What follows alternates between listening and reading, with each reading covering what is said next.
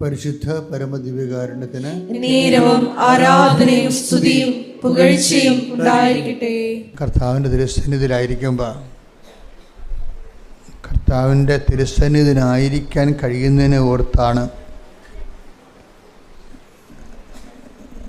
എൻ്റെ മക്കൾ സന്തോഷിക്കേണ്ടത്. സ്ഥലപരിമിതികൾ ഇവിടെ ഇപ്പം തുടങ്ങിയതല്ലേ, കൃപാസനം തുടങ്ങിയ കാലം മുതൽ സ്ഥലപരിമിതികളുള്ളതാണ്. നിങ്ങൾക്ക് ഒരു വിരലെങ്കിലും കുത്തി ഇവിടെ നിൽക്കാൻ കഴിഞ്ഞാലും അത്രയും മതി കാര്യങ്ങൾ. എൻ്റെ മനസ്സ് കർത്താവിൽ അർപ്പിക്കണം. കാര്യം മറ്റൊരു സാധാരണ ഒരു പ്രാർത്ഥനാ സ്ഥലം പോലെ അല്ല ഇത്. എന്താ കാരണം വെച്ച് കഴിഞ്ഞാൽ നിങ്ങളുടെ സ്ഥാനത്ത് നിങ്ങളെക്കാളും എത്രയോ ജീവിതം ഇരുട്ടിലായിപ്പോയ ആൾക്കാർ, ചിലരൊക്കെ മനസ്സിൽ വിചാരിക്കുന്ന കൃപാസനത്തിൽ ഒന്ന് എത്താൻ കഴിഞ്ഞാൽ മതി. അത് ശരിയാണ്. പക്ഷെ അങ്ങനെ ചിന്തിച്ച് വരുന്നവരാണ് കൂടുതലും ദൈവത്തിൻ്റെ അനുഭവം പ്രാപിക്കുന്നത്. അവിടെ ചെന്ന് നോക്കാം, എന്നിട്ട് പിന്നെ ഉടമ്പടി എടുക്കാം. അങ്ങനെയൊക്കെ കണ്ടീഷൻസൊക്കെ വെച്ച് വരുന്നവർക്കാണ് ഈ താമസമൊക്കെ വരണത്. ആൾക്കാർക്ക് പലതരത്തിലല്ലേ. നിങ്ങൾ എങ്ങനെയാണ് ഇതിനെ സ്വീകരിക്കുന്നത്, അതനുസരിച്ചാണ് നിങ്ങൾക്ക് അനുഭവങ്ങൾ വരണത്. അവിടെ ചെന്നൊക്കെ നോക്കിയിട്ട് പോകാം. ചിലർ ധരിച്ചിരിക്കുന്നത് ഗ്രഹങ്ങളുടെ പുറകെ പോകുന്നവരാണ് കൃപാസനത്തിൽ പോകുന്നതെന്നാണ്. ഇങ്ങനെ കുറേ ആൾക്കാർ അങ്ങനെ സാക്ഷ്യം പറഞ്ഞിട്ടുണ്ട്. ഞാൻ ധരിച്ചിരുന്നത് അനുഗ്രഹത്തിൻ്റെ പുറകെ പോകുന്നവരാണ്. അപ്പം അങ്ങനെ ദൈവത്തിൽ നിന്ന് അനുഗ്രഹം മാത്രം മേടിക്കാൻ വേണ്ടി പോകുന്നവരാണ് കൃപാസനത്തിൽ പോകുന്നവരെന്ന് കുറേ ആൾക്കാർ നിങ്ങളെ താറടിക്കുകയും ബ്രാൻഡ് ചെയ്യുകയും ചെയ്യും. അവസാനം ഇവർ തന്നെ അവർക്കൊരു ജീവിതത്തിൽ പ്രശ്നം ഉണ്ടാകുമ്പോൾ ഇപ്പോൾ വന്നു കയറാനുള്ള ഒരേ സ്ഥലമേ ഉള്ളൂ. അതാണ് വിഷയം. അവരങ്ങനെ പറയും. അവർ നല്ല ആരോഗ്യ സമയത്ത് അവർ ഇത്തിരി അഹങ്കാരത്തിലൂടെ പറയും ഈ അനുഗ്രഹത്തിൻ്റെ പുറകെ നടക്കുന്നവരാണ് കൃപാസനത്തിൽ പോകണമെന്ന്. പക്ഷേ നമുക്കറിയാം 3 മാസത്തിനുള്ളിൽ അവർക്ക് ഒരാവശ്യം ഉണ്ടാകും ഇവിടെ വരണ്ട. അപ്പോൾ അവർ നോക്കുമ്പോൾ വേറെ എവിടെയാണ് ഇത്രയും കൂടുതൽ സാക്ഷ്യങ്ങൾ വരണത് ആൾക്കാരുടെ. കഴിഞ്ഞ ദിവസങ്ങളിലെ എനിക്ക് ഏറ്റവും ഇഷ്ടപ്പെട്ടൊരു സാക്ഷ്യം വന്നു. അത് മഞ്ജു സജ്ജിക്ക് 60 ലക്ഷം രൂപ കടമായിട്ട് ഇവർ നല്ലവണ്ണം ജീവിച്ച ആൾക്കാരാണ്. ആദ്യം അവർക്ക് ഒരു ട്രക്കാണ് ഉണ്ടായിരുന്നത്. ബോംബെയിലൊരു ട്രക്ക് ഉണ്ടായിരുന്നു. അപ്പോൾ ട്രക്ക് കച്ചവടമൊക്കെ ഓടിക്കഴിഞ്ഞപ്പോൾ അത് പിടിച്ചു നിൽക്കാൻ പറ്റുന്ന രീതിയിൽ വരുമാനമൊക്കെ ആയി. അപ്പോൾ അവർ 2 ട്രക്ക് വാങ്ങിച്ച്, പിന്നെ അവർ പെട്ടെന്ന് വളർന്ന് 3 ട്രക്ക് വാങ്ങിച്ചു. അപ്പോൾ അത്രയും ട്രക്ക് ഓടി കാശ് കിട്ടുന്നുണ്ട്. എൻ്റെ മക്കളെ എപ്പോഴും നമ്മൾ ശ്രദ്ധിക്കേണ്ട ഒരു കാര്യം, ബൈബിളിലെ മെഴുത്ത പശുക്കളില്ലേ, മെഴുത്ത പശുക്കൾ വരുമ്പോൾ ബൈബിൾ പറയുന്ന ഒരു സന്ദേശമുണ്ട്. നീ മെഴുത്ത പശുക്കളെ സ്വപ്നം കണ്ടാൽ ഇപ്സോ ഫാക്ടോ വ്യക്തമായിട്ടും നാളെ മെല്ലിച്ച പശുക്കളെ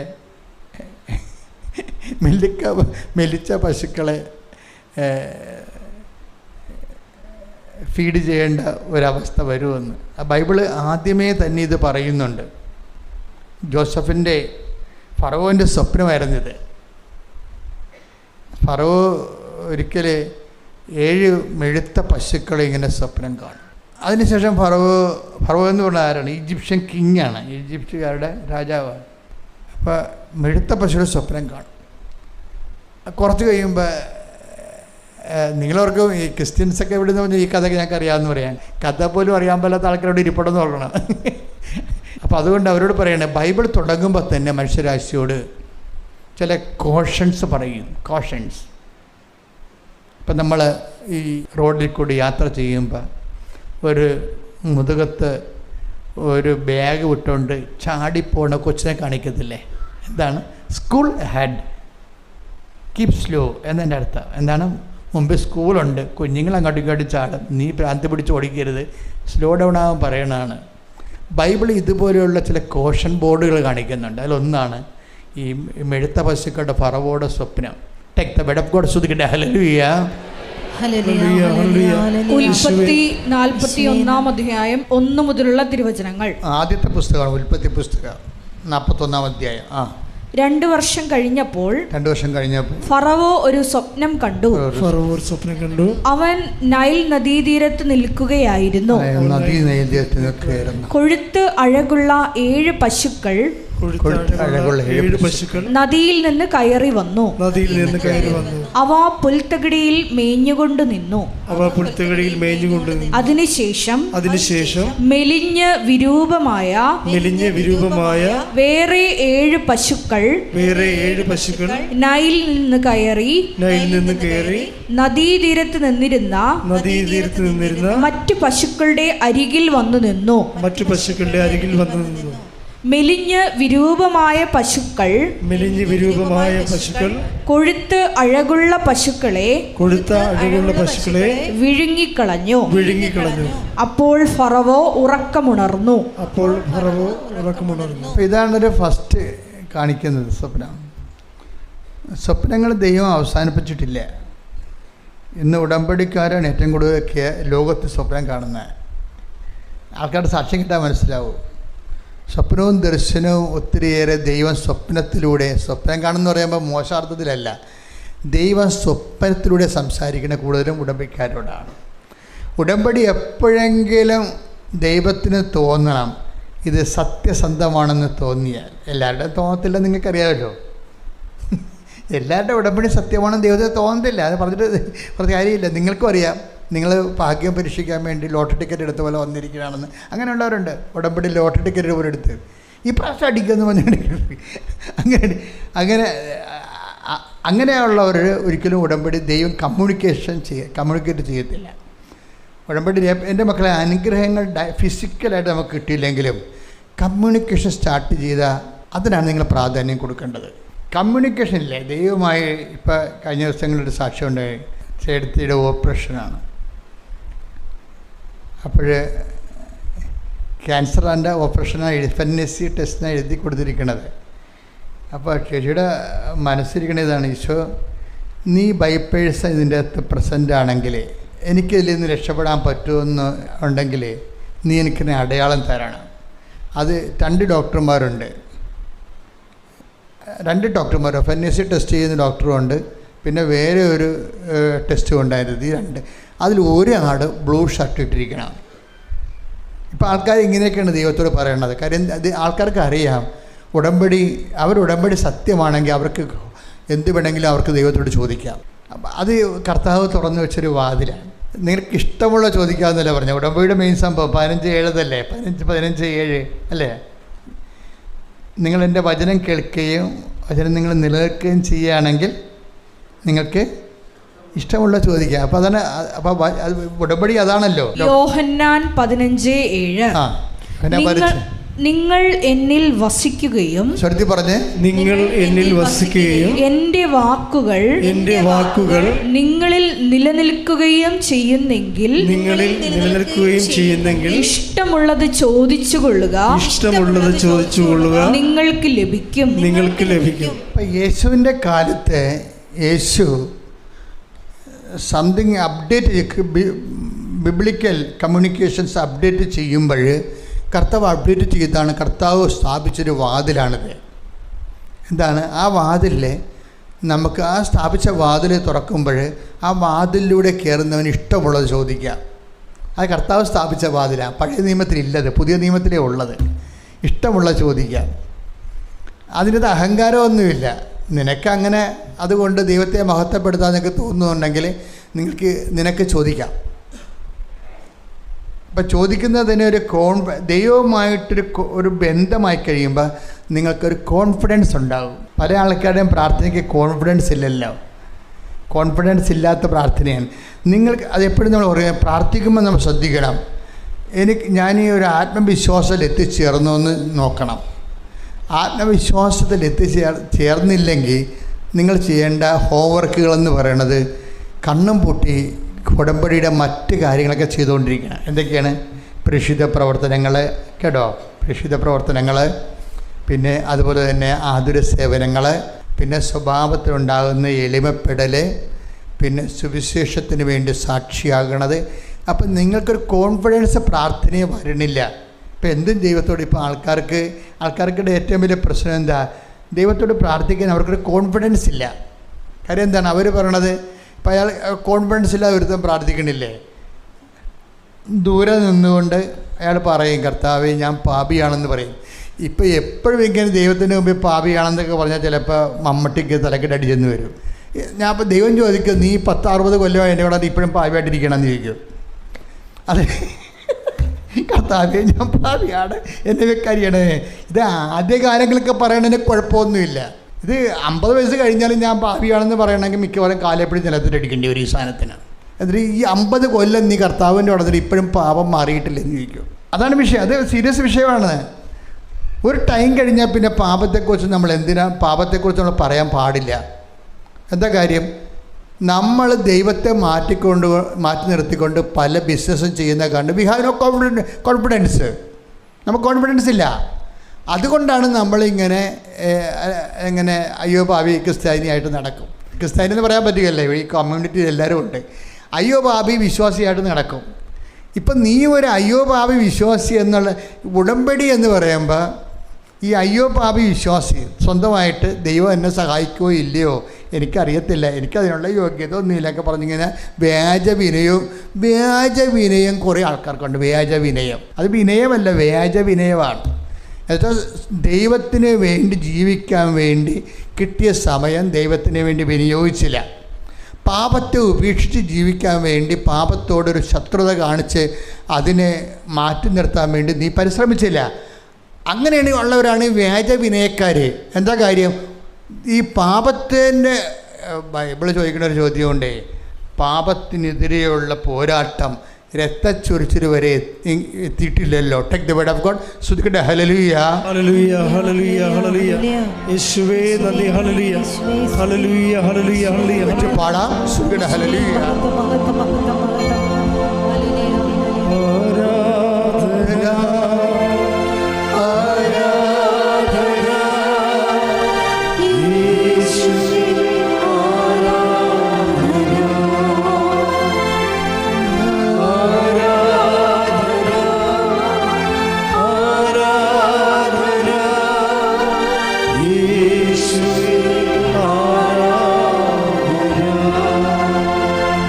ഹെബ്രായർ 12:4. അത് കേൾക്കണം, ഇത് കേട്ടാ. ഹെബ്രായർ 12:4.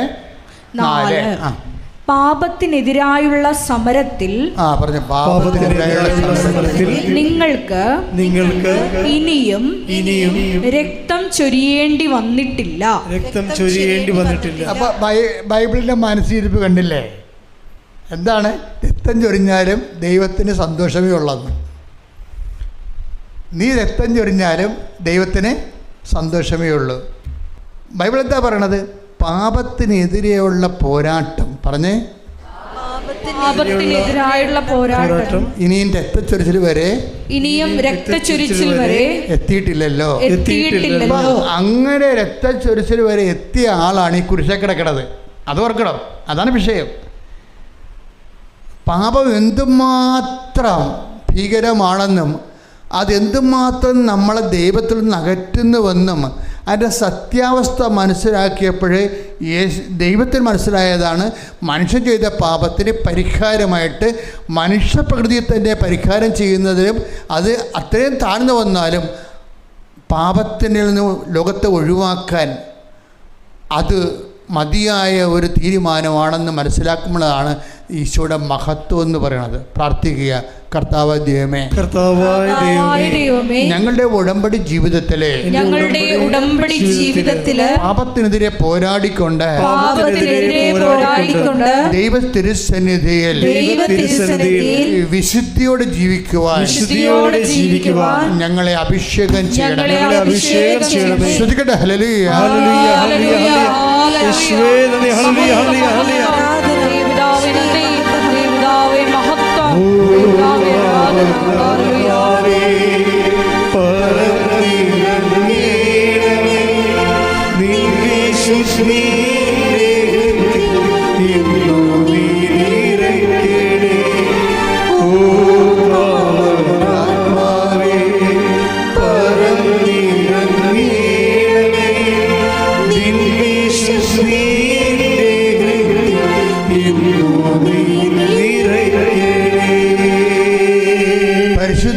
പരമദിവ്യകാരുണ്യത്തിന് നേരവും ആരാധനയും സ്തുതിയും പുകഴ്ചയും ഉണ്ടായിരിക്കട്ടെ. അപ്പോൾ ഉടമ്പടി ജീവിക്കുമ്പോൾ നമ്മൾ ആദ്യമായിട്ടും നിങ്ങൾ പ്രാധാന്യം കൊടുക്കണത് ഞാൻ ദൈവത്തോടാണ് ഉടമ്പടി ചെയ്യണത്. ഞാൻ ദൈവത്തോട് ഉടമ്പടി ചെയ്യണത്. അപ്പോൾ ദൈവത്തോട് ഉടമ്പടി ചെയ്യുമ്പോൾ ആ ദൈവത്തിനോട് ഉടമ്പടി ചെയ്യാനുള്ള യോഗ്യത ചെയ്യണ സമയത്ത് നമുക്ക് ഉണ്ടാകത്തില്ലെങ്കിലും ക്രമേണ നമ്മൾ ആ യോഗ്യത ആർജിച്ചെടുക്കുകയാണ്. അപ്പോൾ എന്തു ചെയ്യും? ക്രിസ്ത്യൻസ് ആണെങ്കിൽ അവർ കുമ്പസാരിച്ചിട്ട് പാപക്ഷമ മേടിക്കും. ഈശോ അങ്ങനെ ഒരു വാതിൽ സഭയെ തുറന്നിട്ടുണ്ട്. അപ്പോൾ എന്നെ കേൾക്കുന്ന അക്രൈസ്തവ സഹോദരങ്ങൾ വിചാരിക്കും, അയ്യോ ഞങ്ങൾക്ക് കുമ്പസാരിക്കാൻ പറ്റത്തില്ലല്ലോ, അപ്പം ഞങ്ങൾ എന്ത് ചെയ്യുമെന്ന്. നിങ്ങൾ എന്ത് ചെയ്യണമെന്ന് കർത്താവിൻ്റെ വചനത്തിൽ പറഞ്ഞിട്ടുണ്ട്. നിങ്ങളുടെ പാപങ്ങൾ നിങ്ങൾക്ക് മോചനം കിട്ടാൻ എന്ത് ചെയ്യണമെന്ന് കർത്താവിൻ്റെ വചനത്തിൽ പറഞ്ഞിട്ടുണ്ട്. റോമാലേഖനം take the word of God. ശ്രുതികട്ടെ ഹല്ലേലൂയ ഹല്ലേലൂയ ഹല്ലേലൂയ ഹല്ലേലൂയ. യേശുവേ നന്ദി. ഹല്ലേലൂയ ഹല്ലേലൂയ. റോമ 2:14-15. റോമ 2:14-15. നിയമം ലഭിച്ചിട്ടില്ലാത്ത വിജാതീയർ, നിയമം എന്ന് വെച്ചാൽ പഴയ നിയമവും പുതിയ നിയമവും, കർത്താവിൻ്റെ വചനം ലഭിച്ചിട്ടില്ലാത്ത വിജാതിയർ, നിയമം ആവശ്യപ്പെടുന്ന കാര്യങ്ങൾ, കർത്താവിൻ്റെ വചനം ആവശ്യപ്പെടുന്ന വിശുദ്ധി സ്വാഭാവികമായി തന്നെ നിറവേറ്റുമ്പോൾ, നിങ്ങൾ ഈ നിയമം തന്നിട്ടില്ലെങ്കിലും നിങ്ങൾ അച്ഛൻ്റെ പ്രസംഗങ്ങൾ കേട്ടും ഉടമ്പടി ധ്യാനങ്ങളൊക്കെ കൂടിയും പാപത്തെ മനസ്സിലാക്കി കഴിഞ്ഞ് അത് നിങ്ങളത് സ്വാഭാവികമായി നിറവേറ്റുമ്പോൾ, നിയമമില്ലെന്നിരിക്കലും പാപം ചെയ്യാതിരിക്കുമ്പോൾ അവർ തങ്ങൾക്ക് തന്നെ ഒരു നിയമമാവുകയാണ് ചെയ്യുന്നത്. നിയമമാവുകയാണ് ചെയ്യണത്. ഇത് ഇങ്ങനെ കുറിച്ചിട്ടേക്കണം. എത്രയാണത്? റോമ 2:14. റോമ 2:14. ഇന്ന് വായിച്ചേക്കണം. 15 വായിച്ചേ. നിയമത്തിന്റെ അനുശാസനം തങ്ങളുടെ ഹൃദയങ്ങളിൽ എഴുതപ്പെട്ടിരിക്കുന്നുവെന്ന് അവർ സ്പഷ്ടമാക്കുന്നു. അവരുടെ മനസാക്ഷി അതിന് സാക്ഷ്യം നൽകുന്നു. ദൈവത്തിന്റെ അനുഗ്രഹം എന്താണെന്നറിയാവോ? അതായത് ഇപ്പൊ വചനം കേട്ട് വരുമ്പോ കേൾക്കുന്ന വഴി തന്നെ അത് വിശ്വസിച്ചുകൊണ്ട് പോകുന്നുണ്ട് ആൾക്കാർ.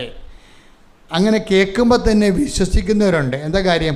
ദൈവത്തോട് സ്നേഹമുള്ളത് കൊണ്ടാണ് ഈ വിശ്വാസം വരണത്. അതുകൊണ്ടാണ് ഈശോ പറഞ്ഞത്, ഞാൻ നിങ്ങളോട് പറഞ്ഞ വചനം നിമിത്തം തന്നെ നിങ്ങൾ വിശുദ്ധിയുള്ളവരായിരിക്കുന്നു. Take the word of God. ശ്രുതികട്ടെ ഹല്ലേലൂയ ഹല്ലേലൂയ ഹല്ലേലൂയ ഹല്ലേലൂയ.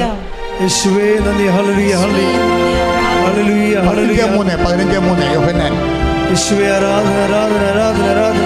യേശുവേ നന്ദി. മഹത്വം മഹത്വം മഹത്വം. യോഹന്നാൻ 15:3. യോഹന്നാൻ 15:3. ഞാൻ നിങ്ങളോട് പറഞ്ഞ വചനം നിമിത്തം നിങ്ങൾ ശുദ്ധിയുള്ളവരായിരിക്കുന്നു. അതെന്താ സംഭവം എന്നറിയോ? ചില ആൾക്കാര് അച്ഛനിങ്ങനെ വചനം പറയുമ്പോൾ തന്നെ ഈശോനോടുള്ള സ്നേഹം കാരണം അതങ്ങോട്ട് വിശ്വസിക്കുമ്പോൾ പറയുമ്പോൾ ഈ നമ്മൾ വിശ്വസിക്കുന്നു എന്ന് പറഞ്ഞാലും ദൈവം നമ്മൾ വിശ്വസിക്കുന്നു എന്നല്ല പറയണത്. നമ്മൾ വിശ്വസിക്കണമെന്ന് പറഞ്ഞാൽ ദൈവം പറയും അനുസരിക്കണമെന്നാണ് ദൈവം പറയണത്. നമ്മൾ വിശ്വാസത്തിന് പകരം ദൈവം വിളിക്കുന്നത് അനുസരണമെന്നാണ്. കേവലമായിട്ട് ആർക്കും വിശ്വസിക്കാൻ പറ്റത്തില്ല. അനുസരിക്കുമ്പോഴാണ് ആ വിശ്വാസം പ്രാബല്യത്തിൽ വരണത്. അതുകൊണ്ട് വിശ്വാസവും അനുസരണവും ഒന്ന് തന്നെയാണ്. അതായത് നമ്മുടെ വിശ്വാസത്തിനെ ദൈവം വിളിക്കുന്നത് അനുസരണമെന്നാണ്. അപ്പോൾ ഒത്തിരി പേര് അച്ഛൻ്റെ വചനം കേട്ട് ഉടമ്പടി ധ്യാനം കൂടിയും അനുസരണത്തിലേക്ക് വരുന്നുണ്ട്. ഈ അനുസരണത്തിലേക്ക് വരുന്നതിലെല്ലാം ഓട്ടോമാറ്റിക്കായി എന്താ സംഭവിക്കുന്നത്? വിശുദ്ധീകരണത്തിലേക്കാണ് വരണത്. കാര്യം വിശുദ്ധീകരണത്തിലേക്ക് വന്നിട്ട് ഇവർ കർത്താവിനോട് പറയണത്, കർത്താവെ ഞങ്ങളെ വിശുദ്ധിയിൽ നിലനിർത്താൻ പറയും. ഈ വിശുദ്ധിയെ നിലനിർത്താൻ, വിശുദ്ധിയെ നിങ്ങളൊരു പ്രധാനപ്പെട്ട വിഷയമായിട്ട് കണ്ടാൽ പിന്നെ എന്ത് ചോദിച്ചു കഴിഞ്ഞാൽ, വിശുദ്ധി നമ്മൾ സംരക്ഷിക്കുകയാണെങ്കിൽ നമ്മളെ വിശുദ്ധി സംരക്ഷിക്കും. അതാണ് എൻ്റെ അത് വിഷയം എന്നത്. ഇപ്പം ചില ആൾക്കാരൊക്കെ അതുകൊണ്ടാണ് നമ്മളെ ആവശ്യമില്ലാത്ത ഏപ്പടങ്ങളില്ലേ, റീൽസുകൾ, ഏപ്പടങ്ങൾ, അതുപോലെ തന്നെ നമ്മളെ ലൈംഗികമായി ഉത്തേജിപ്പിക്കുന്ന രീതിയിലുള്ള ഷോട്ടുകൾ ഉടമ്പടിക്കാർ കാണേണ്ട കാര്യമില്ല. ശരിക്കും പറഞ്ഞാൽ കുടുംബജീവിതക്കാർ ഒരിക്കലും കാണരുത്. എന്താ കാര്യം? നിങ്ങൾക്ക് ആവശ്യത്തിന് സെക്സിൻ്റെ ദൈവവും അതുപോലെ തന്നെ നിയമപരമായിട്ടുള്ള മാർഗങ്ങളുണ്ട്. എന്ന് പറഞ്ഞാൽ നിയമപരമായിട്ട് മാർഗങ്ങളില്ലാത്ത വിവാഹം കഴിക്കാത്തവർക്ക് കാണണമെന്നല്ല അച്ഛൻ പറഞ്ഞത്. അങ്ങനെയുള്ള സാഹചര്യങ്ങൾ നിങ്ങൾ ബോധപൂർവ്വം വിട്ടു നിൽക്കണം. അപ്പോൾ ദൈവത്തിന് തോന്നും നിങ്ങൾ പാപ സാഹചര്യങ്ങളിൽ നിന്ന് ബോധപൂർവ്വം വിട്ടു നിൽക്കുന്നുണ്ടെന്ന്. അപ്പോൾ ഉടമ്പടിയോട് നിങ്ങൾക്ക് ആത്മാർത്ഥമുണ്ട് ദൈവത്തിന് തോന്നും.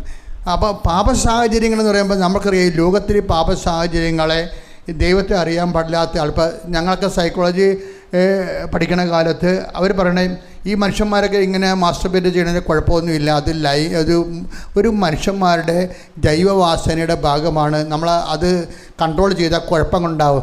അപ്പോൾ പൊട്ടശാസ്ത്രം ചില സമയത്ത് ഇതിനേക്കാൾ ആൾക്കാരെ സൂചിപ്പിക്കാൻ വേണ്ടി ഇങ്ങനെയൊക്കെ പറയും, വഴിതെറ്റിക്കുകയും ചെയ്യും. പക്ഷെ ഒരു കാര്യമുണ്ട്, കുറേ ആൾക്കാരൊക്കെ പാർക്കിൻസൺസൊക്കെ വന്ന് നടക്കണില്ലേ, കുറേ ആൾക്ക്. എല്ലാ പാർക്കിൻസൺസ് രോഗികളുമല്ല, ചില പാർക്കിൻസൺസ് രോഗികൾ കണ്ടിന്യൂസ് ആയിട്ട് മാസ്റ്റർബേറ്റ് ചെയ്യുന്നവർ പാർക്കിൻസൺസ് രോഗികളെ വരുന്നുണ്ട്. അത് നമ്മൾ ശാസ്ത്രം തെളിയിച്ചിട്ടുള്ള കാര്യങ്ങളാണ്. അപ്പം നമ്മൾ ചില ആൾക്കാർ കൊണ്ടാൽ മാത്രമേ അറിയത്തുള്ളൂ, പിന്നെ കൊണ്ടിട്ട് സമയം ഉണ്ടാകത്തില്ല. പിന്നെ രോഗം എനിക്ക് വരുന്നതെന്ന് വിചാരിച്ചുകൊണ്ടല്ല, മറിച്ച് ദൈവത്തിന് അനാവശ്യമായിട്ടുള്ള സുഖങ്ങൾ നമ്മൾ അതിനുവേണ്ടി മനസ്സ് നമ്മൾ കൊടുത്തു കഴിഞ്ഞാൽ എന്ത് വരുമെന്ന് കഴിഞ്ഞാൽ നമുക്ക് ലോകത്തെയും ശരീരത്തെയും ദൈവത്തെയും ഒരുമിച്ച് പ്രീണിപ്പിക്കാനും പ്രസാദിപ്പിക്കാനും സാധ്യമല്ല. അപ്പം നമ്മുടെ ചിന്തകൾ എപ്പോഴും നിങ്ങളുടെ നിക്ഷേപം എവിടെയോ അവിടെയായിരിക്കും നിങ്ങളുടെ ഹൃദയം നീശോ പറഞ്ഞില്ലേ, ആ ഒരു പ്രശ്നം വരും. നിങ്ങൾ എന്തിലാണ് നിക്ഷേപിക്കണത്? അതുകൊണ്ടാണ് പ്രണയങ്ങളൊക്കെ ഞാൻ എൻ്റെ അടുത്ത് പ്രണയക്കാർ വരുമ്പോൾ ഞാനോട് പറയും കൺട്രോൾഡ് ആയിരിക്കണം കേട്ടോ. അവിടെ ഇവിടെ നിസ്സാര ഈ 4 മണിക്കൂറൊക്കെ കുത്തിയിരുന്നുകൊണ്ട് മെസ്സേജ് ഇട്ട് കഴിച്ചാൽ തിന്ന എവിടെയാണ് എന്ത് ഷർട്ടാണ് ഇട്ടിരിക്കണത് എന്നൊക്കെ പറഞ്ഞു. ചുമ്മാ ഒരു കാര്യമില്ലേ. ഉടമ്പടിക്കാർ അലവലാദികൾ എന്തെങ്കിലും ചെയ്തോട്ടെ, പക്ഷേ ഉടമ്പടിക്കാർ ശ്രദ്ധിക്കണം. ബേസ് ടോക്ക് അവസാനിപ്പിക്കണം. ഇതിൻ്റെ അകത്ത് നിങ്ങൾക്കറിയാം, നിങ്ങൾക്ക് അതിൻ്റെ അകത്ത് അഭിഷേകം ഈശോ പറഞ്ഞ എന്താണ്, ഈ വെള്ളം കുടിക്കണവന് ഇനിയും ദാഹിക്കും. 5 ഭർത്താക്കന്മാരുണ്ടായ സ്ത്രീകളുണ്ടല്ല, 5 ഭർത്താക്കന്മാരുണ്ടായ ഒരു ചേച്ചിയില്ലേ, അവരോടാണ് പറയണത്. 5 ഭർത്താവുണ്ട്. കർത്താവ് അവരെ കണ്ടുമുട്ടില്ല എന്നുണ്ടെങ്കിൽ അവർ മിക്കവരും 10 ഭർത്താക്കന്മാരുമായിട്ട് മരിക്കത്തുള്ളൂ. അതെ, കർത്താവ് കണ്ടുമുട്ടിയപ്പോൾ കർത്താവ് പറഞ്ഞു 5 ഭർത്താവ് ഇപ്പം ഇല്ലേ, ഈ വെള്ളം കുടിക്കണമെങ്കിൽ ഇനിയും ദാഹിക്കും. അതാണ് വിഷയം. ഞാൻ തരുന്ന വെള്ളം കുടിക്കുന്നവർക്ക് ഈ ലൈംഗിക വിഷയത്തിൻ്റെ ഒരു പരാജയം അതാണ്. ആസ്വദിച്ചാലും അവസാനം ഈ ആൾക്കാർ കുടിക്കുന്നവർ തന്നെ, ചില ആൾക്കാർ ബാറിൽ നിന്നൊക്കെ ബാറുകാർ തന്നെ അവരുടെ നല്ല പറ്റുപിടിക്കാറുണ്ടാവും. കാര്യം അവർ 10-40 കൊല്ലമായിട്ട് ആ ബാറിൽ നിന്ന് കുടിക്കുന്ന ആൾക്കാരുണ്ടാവും. ചിലപ്പോൾ അവരെ വേറെ കസ്റ്റമേഴ്സ് ആരും വന്നില്ലെങ്കിൽ ഈ സ്ഥിരം പറ്റുപിടിക്കാരവിടെ ചെല്ലും. പക്ഷേ എന്നാൽ സ്ഥിരം പറ്റുപിടിക്കാർ 11 മണിയാകുമ്പോൾ ഒരു 9 മണിയാകുമ്പോൾ ബാറ് ഒഴിച്ചു കൊടുപ്പുകാർ ഇയാളെ പിടിച്ച് ചവിട്ടും. എന്താണ്, വീട്ടിൽ പോടാന്ന് പറയും. നമുക്ക് ആ സംഘം കൊടുത്തിട്ട് അവന് ചവിട്ട് മേടിക്കണേ. കാര്യം വെച്ചാൽ പുള്ളിക്കാരൻ ഇങ്ങനെ ഹീറ്റായി ഹോട്ട് ഡ്രിങ്ക്സ് അല്ലേ, അപ്പോൾ തണുത്ത് കഴിയുമ്പോൾ ഹോട്ടടിച്ച് പിന്നെ കുറച്ച് കഴിയുമ്പോൾ 5 മിനിറ്റ് ഒരു അരമണിക്കൂർ കഴിയുമ്പോൾ കുടിച്ച സംഭവം പിന്നെയും തണുക്കുമല്ല ശരീരം. പിന്നെ ഒരു പെക്കെടുത്ത് പിന്നെ ഹോട്ടായി, പിന്നെ തണുത്ത്, പിന്നെ ഹോട്ടായി, അങ്ങനെ രാത്രി 12 മണിയാകുമ്പോൾ അവൻ്റെ ചവിട്ട് മേടിക്കും. വല്ല കാര്യമുണ്ട്. ഈ ലോകത്തിൻ്റെ സുഖങ്ങളുടെയൊക്കെ ഒരു കുഴപ്പം അതാ. അത് നമ്മളൊരിടത്ത് രക്ഷപ്പെടുത്തുമില്ല, നമ്മളൊരിടത്ത് അത് ആസ്വദിച്ച് തീരത്തുമില്ല. അത് ഇങ്ങനെ ഒരു അവസ്ഥയിലാണ്. അതുകൊണ്ട് ഇതിങ്ങനെയൊക്കെയുള്ള വിഷയം എന്ന് പറയുമ്പോൾ, അപ്പോൾ നിങ്ങൾ ചോദിക്കും ഇത് എന്താ സബ്സ്റ്റിറ്റ്യൂട്ടെന്ന് ചോദിച്ചാൽ ഇതിന് ബെസ്റ്റ് സബ്സ്റ്റിറ്റ്യൂട്ടുണ്ട്. അതെന്താണ്? നിങ്ങൾ ഈ ദൈവത്തിന് ഇരുത്തേണ്ട സ്ഥലത്ത് ദൈവം ഇരുന്നില്ല. ചിലർ പറയത്തില്ലേ, ഭർത്താവിന് ഇരുത്തേണ്ട സ്ഥലത്ത് ഭർത്താവ് ഇരുന്നില്ലെങ്കിൽ പട്ടി കയറിയിരിക്കുമെന്ന് പറയും. അതുപോലെ തന്നെ ദൈവത്തിനെ ഇരുത്തേണ്ട സ്ഥലത്ത് ദൈവം ഇരുന്നില്ലെങ്കിൽ അവിടെ ഈ ജഡം കയറിയിരിക്കും. ആ ദൈവത്തിന് പ്രാധാന്യം. ഇപ്പോൾ ഈ ഉടമ്പടിയോടുകൂടി നമ്മളൊരു ലൈഫ് ഫോർമാറ്റ് ചേഞ്ച് ചെയ്യുകയും. എന്താ കാര്യം? നമ്മളിങ്ങനെ ചെടികരായിട്ട് തന്നെ ജീവിച്ച ആൾക്കാരായിരിക്കാം, പക്ഷേ നമ്മളിപ്പോൾ ഉടമ്പടി വരുമ്പോൾ നമ്മളെന്ത് ചെയ്യും? എല്ലാത്തിനും ഒരു സ്റ്റോപ്പ് പേയ്മെൻ്റ് അടിക്കും.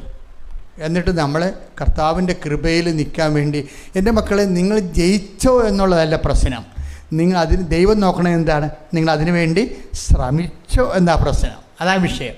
ഉടനെ സ്ഥലം ജയിച്ചതായിട്ട് കാണപ്പെടുന്നില്ല. പൗലോസ് അപ്പോസ്തലൻ പറഞ്ഞിട്ടുണ്ട്, ഞങ്ങൾ തന്നെ പാപത്തിനെതിരെയുള്ള പോരാട്ടത്തിൽ ജയിച്ചവരായി കാണപ്പെടുന്നില്ല, പക്ഷേ ഞങ്ങളിപ്പോഴും ട്രൈ ചെയ്തുകൊണ്ടിരിക്കുകയാണ്. അപ്പോൾ ഏതെങ്കിലും നമ്മൾ എല്ലാ പാപത്തിനെയും ഇപ്പോൾ എന്നെ സംബന്ധിച്ചിടത്തോളം ഞാൻ കോപിഷ്ഠനാണ്. ഞാൻ ഇങ്ങനെ കോപിക്കണം, പെട്ടെന്ന് കോപിക്കും, പെട്ടെന്ന് തണുക്കുകയും ചെയ്യും. പക്ഷേ എനിക്ക് ഇവിടുത്തെ സാധാരണ ജോലിക്കാരോട് കോപിച്ചാൽ എനിക്ക് ഭയങ്കര സങ്കടം വരും. കാര്യം എന്താണ്? അതിങ്ങനെ പാവത്തങ്ങനെ 10 രൂപ പൈസയുടെ ജോലിക്ക് വേണ്ടി ഇവിടെ വന്ന് ജോലി ചെയ്തുകൊണ്ട് പോണവരാണ്. അവർക്ക് വീട്ടിൽ കൂടുതൽ പ്രശ്നങ്ങളുണ്ട്. അതിനൊരു അച്ഛനും കൂടി ഞാൻ ആശ്വസിപ്പിക്കേണ്ട ആളല്ലേ അവരെ. ഇപ്പം ഞാൻ കൂടി കോപിച്ചാൽ എന്തു ചെയ്യും? അപ്പോൾ ദൈവം അത് എന്നിൽ നിന്ന് ഉദ്ദേശിക്കണില്ല. ആ ദൈവം അത് എന്നിൽ നിന്ന് ഉദ്ദേശിക്കണില്ല. ഞാൻ പിന്നെ അത് കർത്താവിനോട് പട്ടാങ്ങിയൊക്കെ പറഞ്ഞ് പിന്നെ ഞാൻ അവരെ പോയി സാന്ത്വനിപ്പിച്ച് നിർത്തുക. എന്ന് വെച്ചാൽ ഓരോ മനുഷ്യനും ഓരോ ബലഹീനതയാണ് ഉള്ളത്. അപ്പം അതുകൊണ്ട് നമ്മളതിനെ അഡ്രസ്സ് ചെയ്യുന്നുവെന്ന് ദൈവത്തിന് തോന്നണം. നമ്മൾ എന്നും കൊന്നു ഇത് എനിക്കത് എൻ്റെ ബലഹീനതയാണെന്ന് പറഞ്ഞ് നിങ്ങളുടെ അളിഞ്ഞ മോന്തമായിട്ട് ദൈവത്തിനെ പറ്റിച്ച് ജീവിക്കല്ല വേണ്ടത്. ഞാൻ ഇതിൽ നിന്ന് രക്ഷപ്പെടാൻ ആഗ്രഹിക്കുന്നു. കർത്താവെ എന്നെ സഹായിക്കണമേ. കൈയൊന്ന് നെഞ്ചത്ത് വെച്ചേ. കർത്താവായ ദൈവമേ, ഞാൻ ഉടമ്പടിയിലാണ്. എനിക്ക് എൻ്റെ ചില ബലഹീനതകളെ ഞാൻ കണ്ടിട്ടുണ്ട്. ഞാൻ അതിൽ നിന്ന് രക്ഷപ്പെടാൻ ആഗ്രഹിക്കുന്നു. നിന്നോട് കൂടെ ജീവിക്കാൻ ആഗ്രഹിക്കുന്നു. എനിക്ക് അതിനുള്ള ത്രാണി തരണമേ. അതിനുള്ള പ്രതിരോധം തരണമേ. വിശുദ്ധി ജീവിക്കുവാനും കൃപയിൽ വിരാജിക്കുവാനും എന്നെ അഭിഷേകം ചെയ്യണമേ. ഹല്ലേലൂയ, ഹല്ലേലൂയ, ഹല്ലേലൂയ.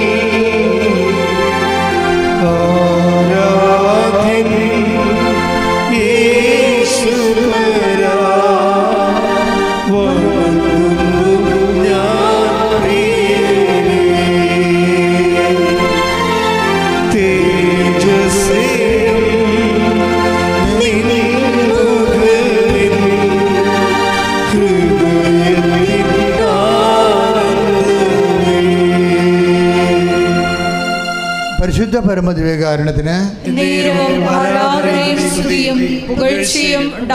അപ്പോൾ നമ്മൾ പറഞ്ഞ കർത്താവ് നമ്മളെ വഴി നടത്തിക്കൊണ്ട് വന്ന വചനങ്ങൾ എന്താണ്?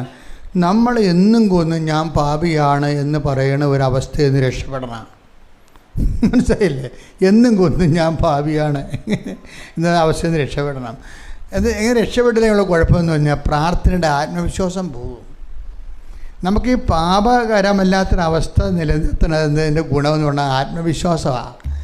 നമുക്ക് കർത്താവിൻ്റെ മുമ്പിൽ ആത്മവിശ്വാസത്തോടെ സംസാരിക്കാൻ പറ്റും. ആത്മവിശ്വാസം സംസാരിച്ചാൽ എന്താ പറയണത്? ഞാൻ നിങ്ങളോട് പറഞ്ഞ വചനം നിമിത്തം നിങ്ങൾ ശുദ്ധിയുള്ളവരായിരിക്കുന്നുവെന്ന് പറഞ്ഞിട്ടാണ് പിന്നീട് ഈശോ പറയണത് എന്താണ്? അങ്ങനെ എൻ്റെ വചനം നിങ്ങൾ നിലനിൽക്കുകയും നിങ്ങൾ വിശുദ്ധി വിരാജിക്കുകയും ചെയ്താൽ നിങ്ങൾക്ക് ഇഷ്ടമുള്ളത് ചോദിക്കാം. അതാണ് വിശുദ്ധിയും ആത്മവിശ്വാസവും തമ്മിൽ ഭയങ്കര ബന്ധമുണ്ട് എന്ന് ചിന്തിച്ച് നോക്കിയാൽ മതി. അതായത് യോഹന്നാൻ 15:3 നമ്മൾ പറഞ്ഞത്. 15:3 എന്താ പറയണത്? ഞാൻ നിങ്ങളോട് പറഞ്ഞ വചനം നിമിത്തം നിങ്ങൾ വിശുദ്ധിയുള്ളവരായിരിക്കും.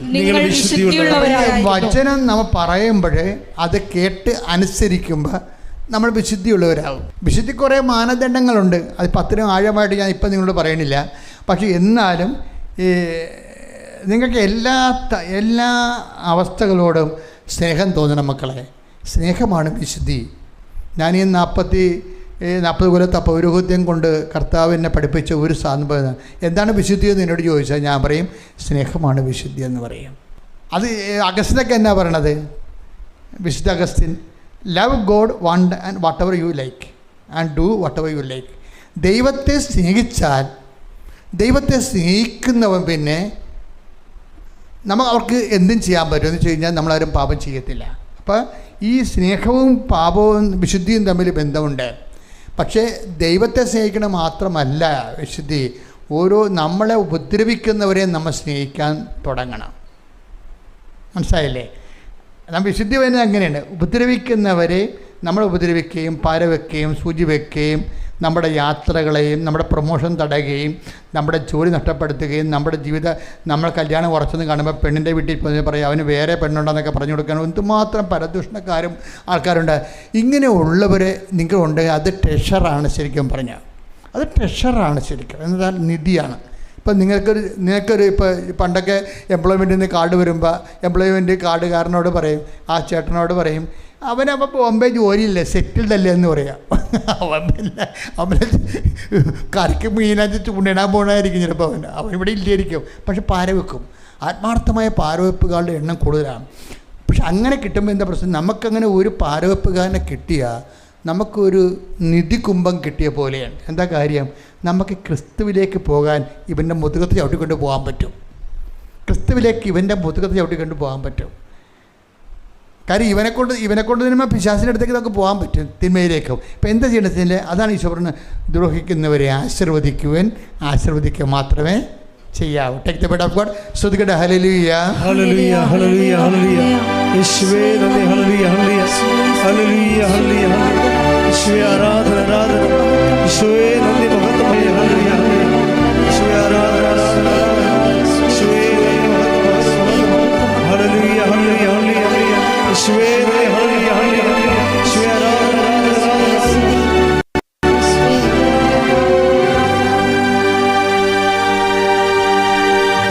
ക്ഷമിച്ച നിന്നോട് ക്ഷമിക്കുന്ന ദൈവം ഇല്ലെങ്കിലോ ക്ഷമിക്കില്ല എന്നോദിനാഥൻ. ക്ഷമിച്ച നിന്നോട് ക്ഷമിക്കുന്ന ദൈവം ഇല്ലെങ്കിലോ ക്ഷമിക്കില്ല എന്നോദിനാഥൻ. അണകെട്ടി നിൽക്കുന്ന അനുഗ്രഹമില്ല, അണപൊട്ടി ഒഴുകുന്ന നേരം, നീ ക്ഷമിക്കുന്ന നേരം. റോമ 12:14. റോമ 12:14. നിങ്ങളെ പീഡിപ്പിക്കുന്നവരെ അനുഗ്രഹിക്കുവിൻ, അനുഗ്രഹിക്കുകയല്ലാതെ ശപിക്കരുത്. അനുഗ്രഹിക്കുകയല്ലാതെ ശപിക്കരുത്. അപ്പോൾ ഇത് വിഷയം എന്ന് വെച്ച് കഴിഞ്ഞാൽ, ഇപ്പം നിങ്ങളുടെ വഴി തടഞ്ഞു, നിങ്ങൾ നല്ലവണ്ണം വഴി പോയിക്കൊണ്ടിരുന്ന വഴിയാണ്, അവിടെ കൊണ്ടുവന്ന് കുറേ പുല്ലും കുപ്പിച്ചിലും കൂടി ഇട്ട് നിങ്ങളുടെ വഴി തടഞ്ഞു, നിങ്ങളെ ഒതുക്കിയെന്ന് വിചാരിച്ചു. ഈ ആൾക്കാരെ കാണുമ്പോൾ എന്ത് വേണമെന്ന് പറഞ്ഞത്, അവർക്ക് വേണ്ടി പ്രാർത്ഥിക്കണം, അവരെ ആശീർവദിക്കണമെന്ന്. അല്ല നിനക്ക് ഞാൻ വെച്ചിട്ടുണ്ടെന്ന് പറയുകയല്ല ചെയ്യേണ്ടത്. ബൈബിളായിട്ടാണ് പറയേണ്ടത്. അല്ല നിങ്ങളിവിടെ വന്ന ശേഷം ഉടമ്പടി എടുക്കും, നാട്ടിൽ ചെന്നിട്ട് നിങ്ങൾ ആ ബൈബിളിന് വിരുദ്ധമായിട്ട് ജീവിച്ചു കഴിഞ്ഞാൽ നിങ്ങളുടെ ആത്മവിശ്വാസം പോയി. നിങ്ങൾ ഇങ്ങനെയുള്ള ആൾക്കാരെ സ്വാഗതം ചെയ്യണം. നിങ്ങൾക്കറിയാമല്ലോ, ഞാൻ ഇവിടെ വരുമ്പോൾ ഇവിടെ മൊത്തമുള്ള ആൾക്കാരുടെ മുഴുവൻ അയൽവാസികളുടെ മെയിൻ പരിപാടി എന്തായിരുന്നു, മുഖ്യമന്ത്രിക്കും DGPക്കും DSPക്കൊക്കെ പെറ്റീഷൻ വിടുക. ഇവിടെ പൊല്യൂഷനാണ്, ഇവിടെ വെള്ളത്തിൻ്റെ കേടാണ്, ഞാൻ കുടിക്കാൻ പാടില്ല, ജീവിക്കാൻ പറ്റുകയില്ല, ഇത് നിരോധിക്കണമെന്നൊക്കെ. ഞാൻ ഈ ആൾക്കാരെല്ലാം സ്നേഹത്തോടെയാണ് എടുത്തത്. ഒരു മനുഷ്യനോട് നിരാശ കാണിക്കുകയോ നിങ്ങളങ്ങനെ കൊടുത്തില്ലേ അങ്ങനെ പറയുകയോ ഒന്നും ചെയ്യില്ല. ഇവിടെ ഇതിനകത്ത് താമസിച്ച ആൾക്കാർ വരെ നമുക്കെതിരായിരുന്നു ശരിക്കും. എന്നിട്ട് ഞാൻ അവരോട് അവസാനം വരെ സ്നേഹമായിട്ട് എന്തെങ്കിലും നമുക്ക് അങ്ങനെ ചെയ്യാൻ പറ്റത്തുള്ളൂ. അതിൻ്റെ കാരണം വെച്ച് കഴിഞ്ഞാൽ അന്തിമ വിജയം ആരുടേതായിരിക്കും, കർത്താവിൻ്റെതായിരിക്കും.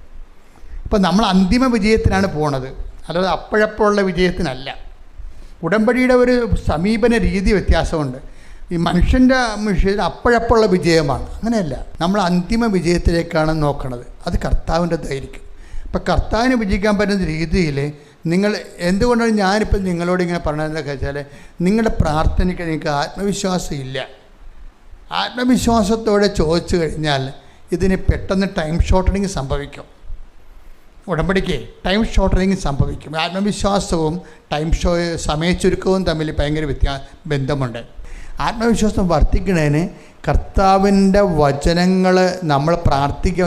മറ്റുള്ള പ്രാർത്ഥനയ്ക്കുള്ള കുഴപ്പങ്ങളെന്ന് വെച്ചാൽ അത് പ്രാർത്ഥിക്കുക മാത്രമേ ഉള്ളവർ എല്ലാം പ്രാർത്ഥിക്കും. കൃപാസക്തി വരുമ്പോൾ അങ്ങനെയല്ല, തട്ടപ്പാട് മാറുകയാണ്. കഴിഞ്ഞ ദിവസങ്ങളിൽ നിഷയുടെ സാക്ഷ്യത്തിൽ പറയുന്നത് എന്താ വിഷയം എന്ന് വെച്ചാൽ, അവരുടെ അപ്പോയിൻമെൻറ്റിനെ കുറിച്ചുള്ള ഒരു ഉടമ്പടിയാണ് അവർ. അപ്പം നിഷയും ഹസ്ബൻഡും ജീസസ് യൂത്തിൻ്റെ ആൾക്കാരാണ്. അപ്പം അവർ നല്ല ട്രെയിനിങ്, കർത്താവ് പ്രാർത്ഥനയിലും പ്രവർത്തനങ്ങളിലും ട്രെയിനിങ് കിട്ടിയ ആൾക്കാരാണ്. അപ്പോൾ അവർ ഉടമ്പടി എടുക്കാൻ വേണ്ടി നിഷ വരുമ്പോൾ നിഷയും ഭർത്താവും കൂടി ക്ലാസ് അറ്റൻഡ് ചെയ്യുകയാണ്. അതെന്താ വെച്ചാൽ അവരുടെ ലിസ്റ്റിൽ കിടക്കുന്നുണ്ട്, പക്ഷേ ലിസ്റ്റ് ക്യാൻസലാകാൻ പോവുകയാണ്. ക്യാൻസലാകുന്ന മുമ്പ് ഇവർക്ക് ജോലി കിട്ടണം. അതിനാണ് അവർ സാക്ഷി ഉടമ്പടി എടുക്കുന്നത്. പക്ഷേ ഉടമ്പടിയുടെ ക്ലാസ് കേട്ടപ്പോൾ നിഷ ഹസ്ബൻഡിനോട് പറഞ്ഞ് ഇത് നമ്മുടെ വിഷയമായിട്ട് കൂട്ടിക്കലർത്തേണ്ട കാര്യമില്ല, നമ്മുടെ വിഷയമായിട്ട് ഇതിനെ കൂട്ടിക്കലർത്തേണ്ട കാര്യമില്ല. ഉടമ്പടി അതിൽ തന്നെ റിച്ചാണ്. നമുക്ക് ദൈവത്തിൽ വളരാൻ ഉടമ്പടി നമുക്ക് നിയതമായ രൂപം തരികയാണ്. കാര്യം എന്താണ്? അവർ ദൈവത്തെ വളർന്നവരാണ് ശരിക്കും. കാരണം ജീസസ് യൂത്തിന് ഞാൻ പണ്ട് ഇവിടെ ഈ സബ് സോണിൻ്റെയൊക്കെ പാസ്റ്ററായിരുന്നു. അപ്പോൾ എനിക്ക് ഇവരുമായിട്ട് കുമ്പസാരവും കാര്യങ്ങളൊക്കെ ക്ലാസ്സും കാര്യങ്ങളൊക്കെ ഉണ്ട്. അപ്പോൾ അവരുടെ ഒരു ലെവൽ എനിക്ക് ഇറക്കൊരു അറിയാൻ പറ്റും. അവരൊരുതരം വളർന്നവരാണ്, സുവിശേഷ പ്രവർത്തനത്തിലൊക്കെ വളർന്ന ആൾക്കാരാണ്. പക്ഷെ അവർ ഉടമ്പടി എടുക്കുമ്പോൾ എന്താ സംഭവിക്കണത്? ഉടമ്പടി എടുക്കുമ്പോൾ അവർ നിയോഗം മറന്നു പോവുകയാണ്.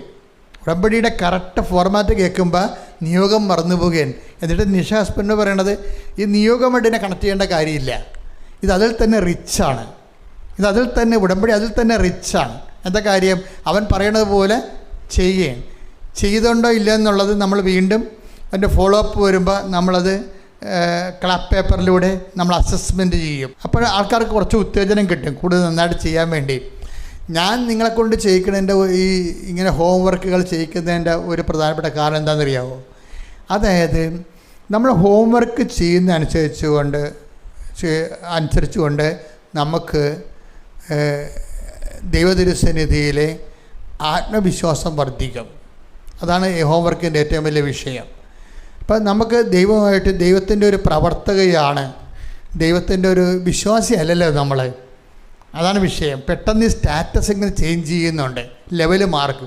നമ്മൾ ജന്മന ഒരു വിശ്വാസി എന്ന രീതിയിലാണ് ഈ പള്ളിയിൽ പോവുക, പെരുന്നാൾ കൂടുക, നിവേദന നടത്തുക, അത് പാട്ട് പാടുക, അങ്ങനെയൊക്കെ ചെയ്യണതെല്ലാം വിശ്വാസി എന്നുള്ള നിലവിലാണ്.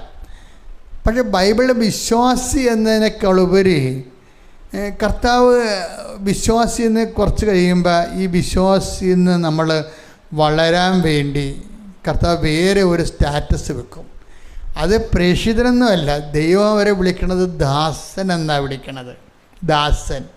അപ്പോൾ ദാസൻ എന്ന് പറയുമ്പോൾ ദൈവത്തിൻ്റെ വചനത്തിന് എതിർവാ പറയാതെ അനുസരിച്ചുകൊണ്ട് നമുക്കൊരു നഷ്ടം വന്നാലും ഏതറ്റം വരെ വചനത്തിൻ്റെ പുകഴ്ചയ്ക്ക് വേണ്ടി ഇവൻ അടിമപ്പണി ചെയ്യും. അത്രയും എങ്ങനെ ചെയ്യും?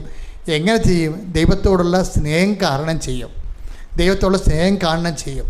അപ്പോൾ നമ്മുടെ ജോലി എന്നതിനേക്കാളുപരി, അതിനോടുള്ള സ്നേഹത്തെക്കാളുപരി ചില ആൾക്കാർക്ക് നല്ല ദൈവവിളി കിട്ടും ഉടമ്പടിയിൽ നിന്ന്. എന്താണ്? അവർക്കറിയാം ഇത് എൻ്റെ നിയോഗത്തേക്കാൾ വലുതാണ് എൻ്റെ ഉടമ്പടി. ചില ആൾക്കാർക്ക് ഉടമ്പടി നിയോഗത്തേക്കാൾ ചെറുതാണല്ല. അങ്ങനെ ഒരു ചെറിയ കുഴപ്പം ചെറുക്ക് വരുന്നുണ്ട്. അവരുടെ ഉടമ്പടിയേക്കാൾ വലുതാണ് അവർക്ക് നിയോഗം. അതുകൊണ്ട് നിയോഗം നടന്നില്ലെങ്കിൽ, നടക്കാൻ താമസിച്ച ഉടമ്പടി അവർ ഉഴപ്പും. അതിൻ്റെ കാര്യം എന്താണ്? അവിടെ ഉടമ്പടി അവർക്ക് നിയോഗത്തെക്കാളും ചെറുതാണ്. പക്ഷേ അപ്പോഴേ ഉള്ള പ്രശ്നം, വെള്ളം എടുത്ത് വള്ളത്തിലേക്ക് കിടത്തണ പോലെ ഇരിക്കും. അപ്പോൾ എന്ത് ചെയ്യും? വള്ളം പോകത്തില്ല. അതാണ് നിയോഗത്തെക്കാൾ വലുതാകരുത്, ചെറുതാകരുത് ഉടമ്പടി. ഇപ്പോൾ ഈ ജീസസ് യൂത്ത് നിഷ്ഠാപരണം എന്താണെന്ന് വെച്ച് കഴിഞ്ഞാൽ, നമ്മൾ നിയോഗം മാറ്റി വെച്ചാലും ഇത് റിച്ചാണെന്ന് പറയും. എന്താ കാര്യം? നിയോഗം എന്ന് വെച്ച് കഴിഞ്ഞാൽ ദൈവത്തിന് വേണ്ടി ജീവിക്കാൻ വേണ്ടി അവർ പ്രതിജ്ഞാബദ്ധരായിട്ട് ദൈവതിരുസന്നിധിയിൽ അവർ ഉടമ്പടി എടുത്തിരിക്കുകയാണ്. ഉടമ്പടിയെ നിങ്ങൾ സേവ് ചെയ്യണമെന്ന് വിചാരിച്ചോ? അപ്പോൾ തീർച്ചയായിട്ടും ദൈവത്തിൻ്റെ ഉടമ്പടിയെ മാനിക്കും. അതാണ് ഞാനെപ്പോഴും നിങ്ങളോട് സംസാരിക്കുമ്പോൾ നിങ്ങൾ ദൈവതിരുസന്നിധിൻ്റെ കോമ്പറ്റൻ്റ് പാർട്ട്ണറാകാൻ വേണ്ടി ഉള്ളൊരു അപ്ഡേഷൻസ് ഉണ്ടാകാനാണ് ഞാനിങ്ങനെ കാർക്കസ്യമായിട്ട് നിൽക്കുന്നത്. കോമ്പറ്റൻ്റ് പാർട്ട്ണർ എന്ന് വെച്ച് കഴിഞ്ഞാൽ ദൈവം ഒരു കക്ഷി, നമ്മളൊരു കക്ഷിയല്ലേ, ബൈലാറ്ററൽ എഗ്രിമെൻ്റ് അല്ലേ, ഉഭയകക്ഷിയായിട്ടുള്ള ഒരു സമ്മതമല്ലേ അതിൻ്റെ ഉടമ്പടി. അപ്പം അങ്ങനെ വരുമ്പോൾ നമ്മുടെ ദൈവത്തിന് ലെവൽ വർദ്ധിപ്പിക്കേണ്ട കാര്യമില്ല, പക്ഷെ നമ്മൾക്ക് ലെവൽ വർദ്ധിപ്പിക്കേണ്ട കാര്യമുണ്ട്. അപ്പോൾ നമ്മൾ വിശുദ്ധി ലെവൽ വർദ്ധിപ്പിക്കണം. പിന്നെ എന്ത് ചെയ്യണം? ദൈവത്തിന് വേണ്ടിയുള്ള സുവിശേഷ പ്രവർത്തനത്തിൽ ലെവൽ വർദ്ധിപ്പിക്കണം. അങ്ങനെ വർദ്ധിച്ചാൽ പോരാ, അത് ജോലി കിട്ടാൻ വേണ്ടി, വീട് വെക്കാൻ വേണ്ടി, ജപ്തി മാറാൻ വേണ്ടി എന്നും പറഞ്ഞാൽ നിങ്ങൾ പത്രം കൊടുത്ത് കൂട്ടണത്. അവിടെ ഒരു ചെറിയ അപകടമുണ്ട്. അവിടെ കാര്യമായൊരു അപകടം അവിടെ വരുന്നുണ്ട്. കാര്യം അവിടെ യഥാർത്ഥ കക്ഷി ദൈവമല്ലല്ലോ, നിങ്ങളുടെ ജോലിയല്ലേ, നിയോഗമല്ലേ. അത് ഭയങ്കര അപകടമാണ് ഇതിൻ്റെ. അതിൻ്റെ വിഷയമെന്ന് പറയണത് അവിടെയെല്ലാം ദൈവമായിരിക്കണം. ഞാൻ എന്തിനാണ് ഉടമ്പടി എടുത്തതെന്ന് വെച്ച് കഴിഞ്ഞാൽ, ദൈവത്തിൻ്റെ പുകഴ്ചയ്ക്ക്, സഭയുടെ വളർച്ചയ്ക്ക്, എല്ലാവരും കർത്താവിനെ അറിയാൻ വേണ്ടി എൻ്റെ ദൈവസ്നേഹത്തിൻ്റെ പ്രവൃത്തിയാണ് എൻ്റെ ഉടമ്പടി എന്ന് പറയാൻ പറ്റണം. അപ്പോൾ ആദ്യകാലങ്ങളൊക്കെ ചിലപ്പോൾ നമുക്ക് അങ്ങനെ പറയാൻ പറ്റത്തില്ല. പക്ഷേ സെക്കൻഡ് ഫേസിൽ വരുന്ന വലിയ അനുഗ്രഹമാണ് ഉടമ്പടി. ഇപ്പോൾ ഞാൻ ഈ ഉടമ്പടി എടുക്കുമ്പോൾ തന്നെ ആൾക്കാർക്ക് അനുഭവം കിട്ടണതിനോട് എനിക്ക് കിട്ടിക്കോട്ടെ, നല്ല കാര്യം കിട്ടുമെന്നാണ് എന്നോട് അമ്മ അന്ന് പറഞ്ഞത്. ഉടമ്പടി ഉടനടി പരിഹാരമെന്നാണ്. പക്ഷേ ഏറ്റവും നല്ലത് 1-2 ഉടമ്പടി കഴിഞ്ഞതിന് ശേഷം നമുക്ക് നമ്മുടെ കാര്യത്തിനൊരു തീരുമാനം ഉണ്ടാകുന്നതാണ്. എന്താ കാര്യം എന്നറിയാമോ? അതിനുള്ളിൽ നമ്മൾ ദൈവത്തിൻ്റെ ആളായിട്ട് കൺവേർട്ട് ചെയ്യണം. ചെയ്യാതെ നിങ്ങൾക്ക് അനുഗ്രഹം കിട്ടിയാൽ നിങ്ങൾ ആ അനുഗ്രഹം വെച്ചുകൊണ്ട് ദൈവത്തിൻ്റെ ശത്രുക്കളായിട്ട് മാറും. ആ വിഷയം. ദൈവത്തെ അറിയാതെയാണ് നിങ്ങൾക്ക് 3 പുതുക്കി, പക്ഷേ ദൈവത്തിൻ്റെ വേരോളം ചെയ്തില്ല. ചുമ്മാ ദൈവത്തിനെ പറ്റിക്കാൻ വേണ്ടി അവിടെ ഇവിടെയൊക്കെ ഇത്തിരി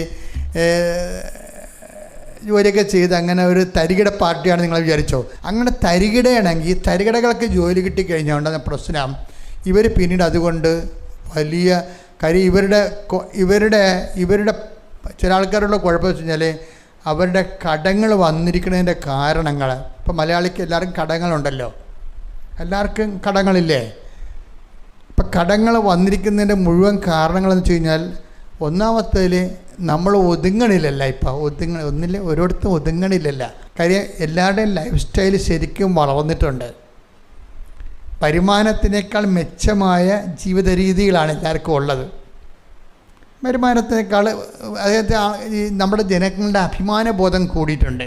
അതിൻ്റെ കാരണം എഡ്യൂക്കേഷനും മീഡിയയും കാരണം ജനങ്ങളുടെ അഭിമാനബോധം കൂടി എല്ലാവരും വളരെ സുന്ദരമായ രീതിയിലാണ് ജീവിക്കണത്. പ്രത്യേകിച്ച് കേരളത്തിൽ ഏറെക്കുറെ ആൾക്കാരും ഇപ്പോൾ ശരിക്കും ഒരു നല്ല അഭിമാനബോധത്തിൽ വന്നിട്ടുണ്ട്.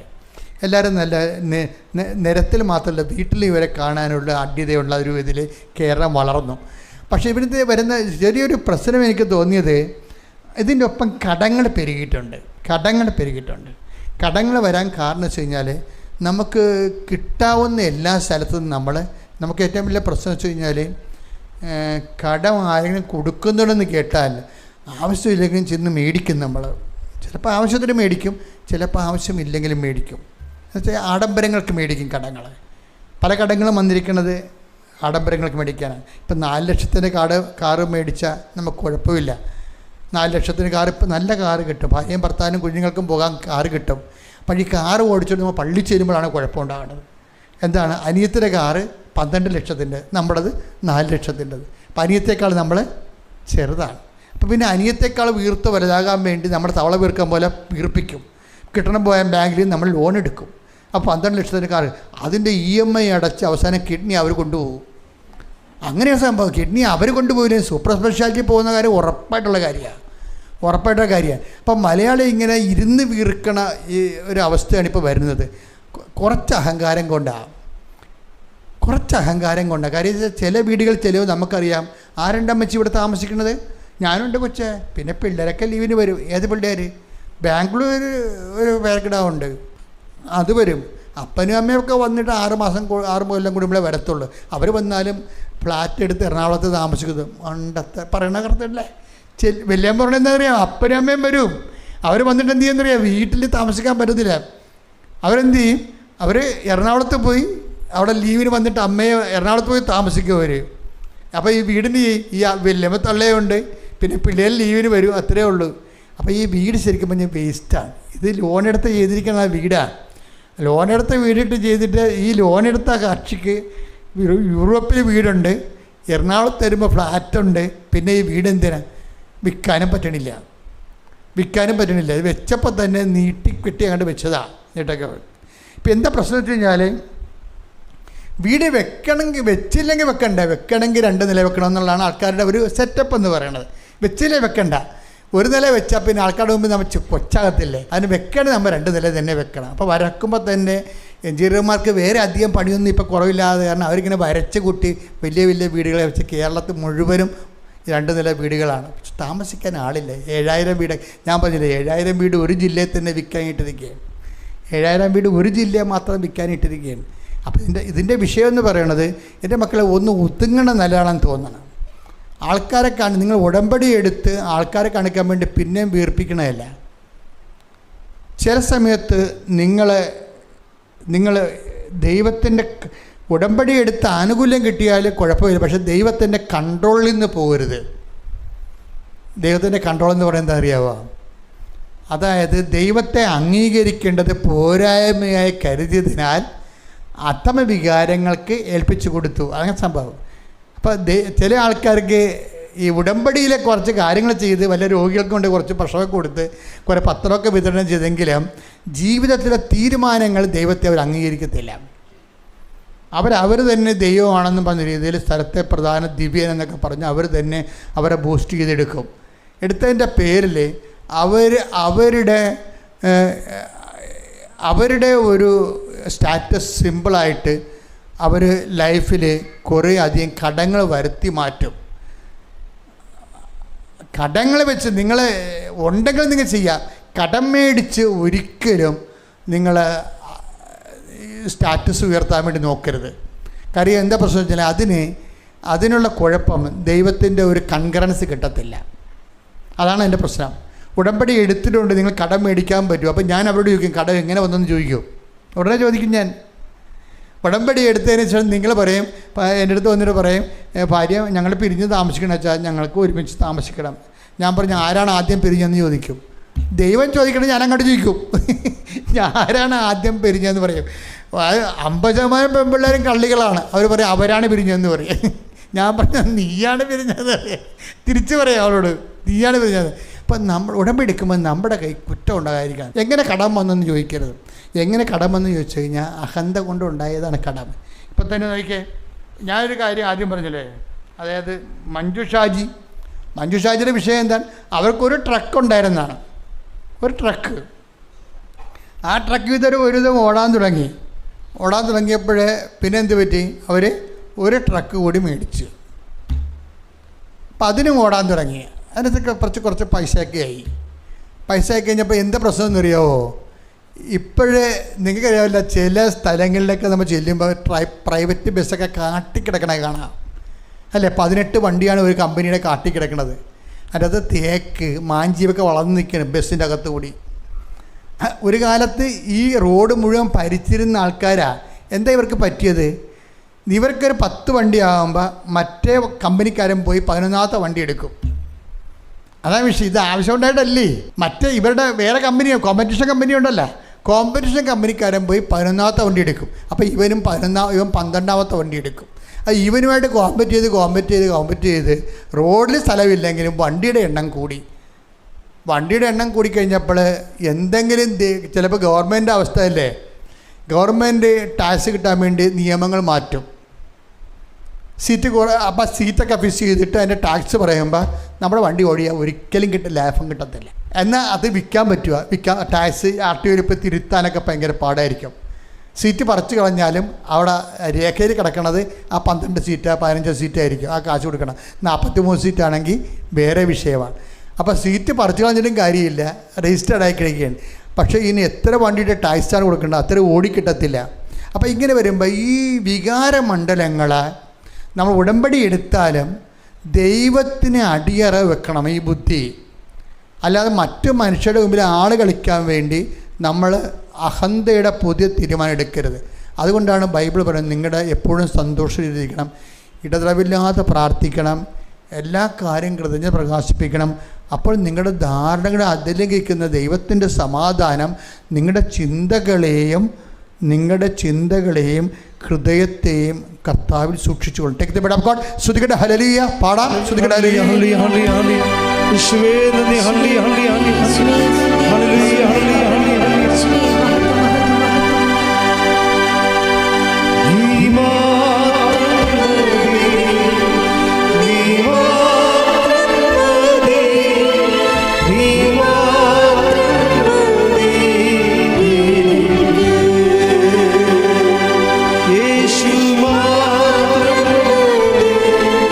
യേശു യേശു മാത്രം മതി, യേശു മാത്രം മതി എനിക്ക്.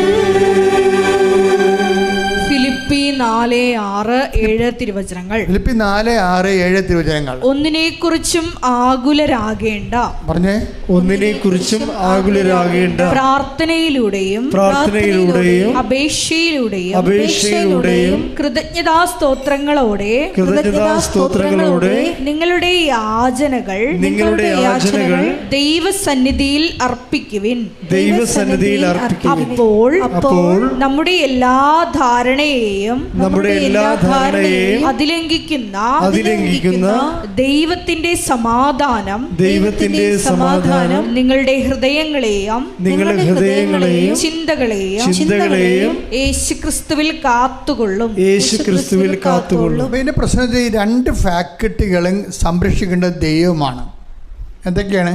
ഒന്ന് ചിന്ത, രണ്ടാമത്തെ എന്താണ്? ഹൃദയം. ഈ കടങ്ങൾ വരണത് എന്തുകൊണ്ടാണ്? ചിന്തകളെയും ഹൃദയത്തെയും ദൈവത്തിൻ്റെ സംരക്ഷണത്തിന് കളയുന്നത് കൊണ്ടാണ് ഈ കടങ്ങൾ വരണത്. അതായത് ആവശ്യമില്ലാതെ എപ്പോഴും ആദ്യ പിടിച്ച് അയ്യോ അവന് 10 വണ്ടി, അവന് 4 വണ്ടി ഉണ്ടല്ലോ, നമുക്ക് 2 വണ്ടിയല്ലേ ഉള്ളൂ. ഈ ആദ്യം ഉണ്ടാകണത് എങ്ങനെയാണ്? കമ്പാരിഷൻ വരുമ്പോഴാണ് ആദ്യം ഉണ്ടാകണത്. ആദ്യം ഉണ്ടാകുക എങ്ങനെയാണ്? നിങ്ങൾ പരസ്പരം തുലനം ചെയ്തരുത്, തുലനം ചെയ്യുന്നവർ വിഡ്ഢികളാണ്. അതെന്ന് കർത്താവ് പറഞ്ഞിട്ടുണ്ട്. ശ്രുതിക്കട്ടെ, ശ്രുതിക്കട്ടെ.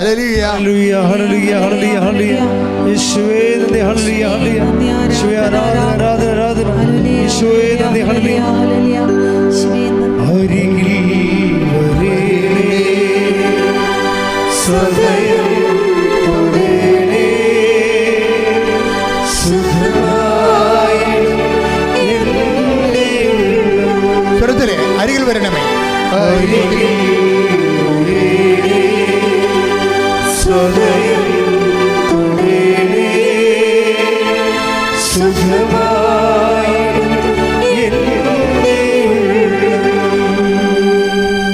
കൊരിന്തോസ് 10:12 ആത്മപ്രശംസ നടത്തുന്നവരുടെ ഗണത്തിൽപ്പെടാനോ ഞങ്ങളെ അവരോട് താരതമ്യം ചെയ്യാനോ ഞങ്ങൾ തുനിയുന്നില്ല. പരസ്പരം അളക്കാനും തുലനം ചെയ്യുവാനും സാഹസപ്പെടുന്ന വിഡ്ഢികളാണ് അവർ. അപ്പോൾ പരസ്പരം അളക്കുകയും തുലനം ചെയ്യുന്ന ആൾക്കാർ വിഡ്ഢികളാണ്. അപ്പോൾ ഇതുകൊണ്ടാണ് ഈ വിഷയം വേണ്ടത്. എന്താ പ്രശ്നം വെച്ച് കഴിഞ്ഞാൽ നാളെ എന്ത് സംഭവിക്കുമെന്ന് നമുക്കെനിക്ക് അറിയത്തില്ല. അതുകൊണ്ടാണ് അന്ധമായ ഇങ്ങനെ ആക്രാന്തം പിടിച്ചുള്ള മത്സരമായിട്ട് പോകരുത്. നിങ്ങളിപ്പോൾ എന്താ പ്രശ്നം എന്നറിയാമോ? നിങ്ങൾ ഇപ്പോൾ കുട്ടികൾക്കാണെങ്കിൽ സ്കൂളിൽ കോമ്പറ്റീഷൻ, മറ്റുള്ളവർ ഇപ്പോൾ സയൻസിന് 48 മാർക്ക് കിട്ടിയെങ്കിൽ നമുക്ക് 47 കിട്ടിയുള്ളെങ്കിൽ ഈ 40 കാര്യമായിട്ട് നമ്മൾ മിണ്ടത്തില്ല, പിള്ളേർ മിണ്ടത്തില്ല. അമ്മയാണെങ്കിൽ നിങ്ങൾ മാർക്ക് ലിസ്റ്റ് നോക്കിച്ചും പറഞ്ഞു, എടാ ക്ലാസ്സിൽ ഒന്നാമനാരാണ്? ഒന്നാമൻ സജിയാണ്. ശരി, അവന് എത്ര മാർക്കുണ്ട്? 48. പോത്തെന്നാണ് വിളിക്കണം. 47 മാർക്കുള്ളവന് അമ്മ വിളിക്കണ പോത്തൊന്നാണ്. ഇനി അമ്മയുടെ പോത്ത് വിളിയിൽ നിന്ന് രക്ഷപ്പെടാൻ വേണ്ടിയാണ് അവന് കിടന്ന് രാത്രിയും പകലും ചക്രശ്വാസം പറഞ്ഞാൽ അവന് ഡിപ്രഷൻ ആകും. അവസാനം പഠിച്ച് തോറ്റ് കഴിയുമ്പോൾ ഡിപ്രഷൻ വരുമല്ലോ.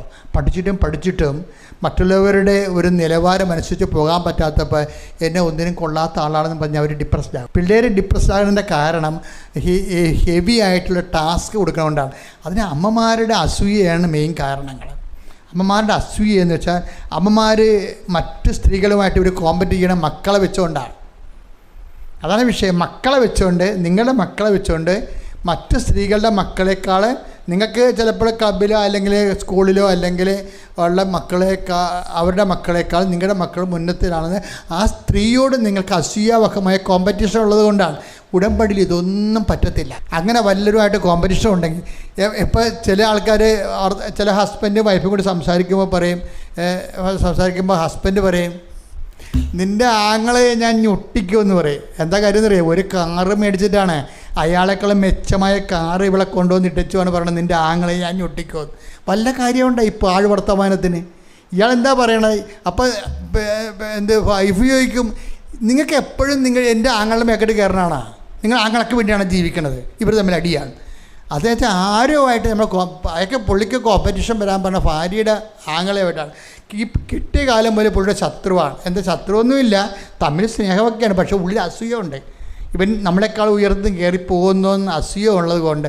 അതുകൊണ്ടാണ് ബൈബിൾ പറയണത് നിങ്ങളൊരു ഇഡിയറ്റാണെന്ന് പറയും. എന്താ കാര്യം? പരസ്പരം തുല്യം ചെയ്യുന്നവർ വിഡ്ഢികളാണെന്ന് പറയുന്ന സംഭവം. വിഡ്ഢികളെന്ന് പറയാൻ കാരണം വെച്ച് കഴിഞ്ഞാൽ ഭാവിയിൽ എന്ത് സംഭവിക്കുമെന്ന് നമുക്ക് അറിയത്തില്ലല്ലോ.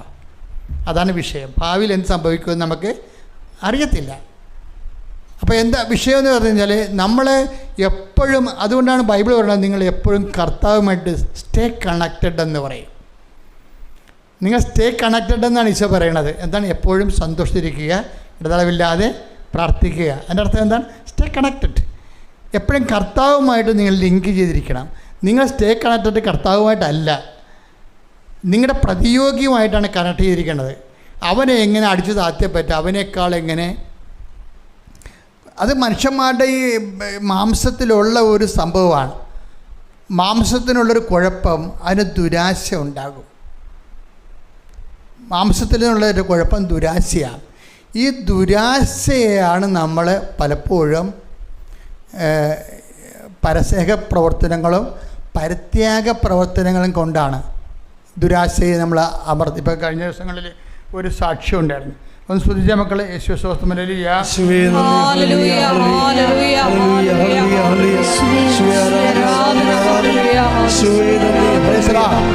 ടോണിയ എന്ന് പറഞ്ഞൊരു മോളുടെ സാക്ഷിയാണ്, ടോണിയയുടെ മോളുടെ. ടോണിയയുടെ വിഷയം, ടോണിയ ഒരു രജിസ്റ്റേർഡ് നേഴ്സാണ്. അപ്പോൾ അവൾ ന്യൂസിലൻഡിൽ പോയിട്ട് ഒരു പാത്വേ ആസ്ട്രേലിയയിലേക്ക് ഉണ്ടാക്കിയെടുത്തിട്ട് ന്യൂസിലൻഡിൽ നിന്നുകൊണ്ട് ആസ്ട്രേലിയക്ക് ജോലി ശ്രമിക്കുന്ന ഒരാളാണ്. പക്ഷേ ഈ ന്യൂസിലൻഡിൽ അവിടെയാണ് ഒരു ആൻറ്റിയുടെ കൂടെ ജീവിക്കണത്. അപ്പോൾ അവിടെ ജീവിക്കുന്ന സമയത്ത് നല്ല ശരിക്കും തണുക്കുന്നുണ്ട്, അതായത് മൈനസിലേക്കൊക്കെ വരാൻ പോകുന്ന തണുപ്പ്. പക്ഷേ എന്നിട്ട് ഇവൾ പറയണത്, ഞാൻ ഇംഗ്ലീഷ് പത്രം കൊണ്ട് ഇറങ്ങും. ഞാൻ ന്യൂസിലൻഡ് ഉണ്ടായിരുന്ന കാലത്ത് ഞാൻ 150 പത്രങ്ങൾ കൊടുത്തു. അപ്പം നിങ്ങൾ ഓർക്കും, 150 പത്രം കൊടുക്കണേ, എന്നാ നിസ്സാര കാര്യമല്ലേ? നിസ്സാര കാര്യമല്ല. ന്യൂസിലൻഡിൽ ഒരാളെ കണ്ടുപിടിക്കണമെങ്കിൽ നമുക്ക് പാടാണ്. ഒന്നാമത് റോഡേ ഒന്നും ആളില്ല. യൂറോപ്യൻ സ്റ്റൈലെന്ന് വെച്ചപ്പോൾ ഇപ്പോൾ അഭയാർത്ഥികളൊക്കെ വന്നപ്പോൾ യൂറോപ്പിൽ നിറച്ച ആളായി. എന്നാലും സായിപ്പന്മാരെ കാണത്തില്ല നമ്മൾ, അവർ വീടിൻ്റെ പുറകിലേ ഇരിക്കത്തുള്ളൂ, അവർ പുറത്തങ്ങനെ ഇറങ്ങത്തില്ല ആവശ്യമില്ലാതെ.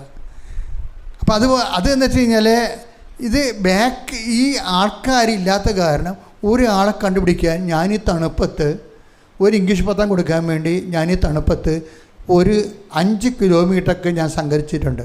അത് കഴിയുമ്പോൾ വേറെ ആളെ പോവും, തിരക്കി കൊടുക്കും. എന്തൊക്കെയാണെന്ന് വെച്ചാൽ ഇവർ നമ്മൾ ഈ ജോലി കഷ്ടപ്പെട്ട് കർത്താവിന് വേണ്ടി ജോലി ചെയ്യുകയാണ്. ഇങ്ങനെ വരുമ്പോൾ ആണ് ഈ ദുരാശകൾ സബ്സൈഡായി വരണത്. ദുരാശ ഒരു പ്രധാനപ്പെട്ട വിഷയമാണ്. മാംസത്തിൻ്റെ ദുരാശ എന്ന് പറയും. മാംസ ദുരാശ. Take the word of God. 1 യോഹന്നാൻ 2:16-17 തിരുവചനങ്ങൾ. 1 യോഹന്നാൻ 2:16-17 തിരുവചനങ്ങൾ. എന്തെന്നാൽ ജഡത്തിന്റെ ദുരാശ, കണ്ണുകളുടെ ദുരാശ, ജീവിതത്തിന്റെ അഹന്ത, ഇങ്ങനെ ലോകത്തിലുള്ളതൊന്നും പിതാവിൻ്റേതല്ല, പ്രത്യുത ലോകത്തിൻ്റേതാണ്. ലോകവും അതിന്റെ മോഹങ്ങളും കടന്നു പോകുന്നു.